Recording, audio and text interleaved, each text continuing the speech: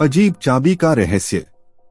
रामेश नाम के एक युवक का शौक था विभिन्न पुरानी चीजों को संग्रहित करना। वह अपने गांव के पुराने मंदिर और किले में अक्सर जाता था, खोज करता था और नई चीजों को प्राप्त करने की कोशिश करता था। एक दिन रामेश ने एक पुरानी खोज में एक अजीब सी चाबी प्राप्त की। यह चाबी सोने की बनी थी और उस पर कुछ अजीब से चिन्ह थे। जब रात हो गई, रामेश ने उस चाबी को अपने घर के एक अलमारी के साथ जोड़ दिया। कुछ ही दिनों में रात के समय वह अदृश्य हाथ से छुआ जाने लगा था। उसकी नींद तोड़ी और उसे ऐसा लगता था कि कोई उसे देख रहा है। एक रात जब रामेश सो रहा था, उसने अपने होठों पर कुछ ठंडा महसूस किया। वह आंखें खोला और देखा कि उसके सामने एक स्त्री खड़ी है जिसका चेहरा उदास और चिपचिपा है। स्त्री ने कहा, मुझसे मेरी चाबी वापस करो।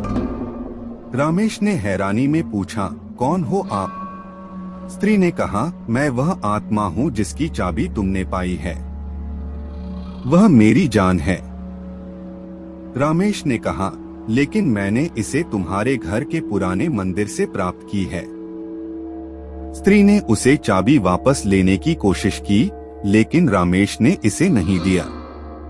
वह चाबी को अपनी सुरक्षा के लिए बंद कर रख दिया।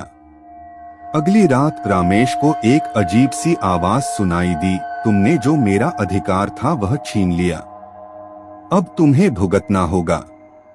रामेश के जीवन में अब अजीब घटनाएं शुरू हो गईं।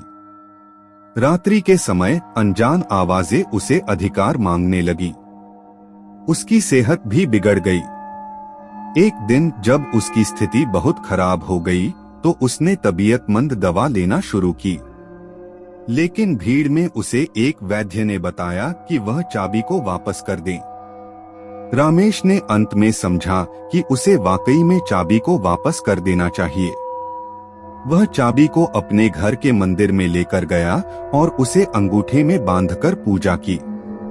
पूजा के बाद स्त्री का रूप अचानक बदल गया। वह अब खुश और प्रसन्न दिखाई देने लगी।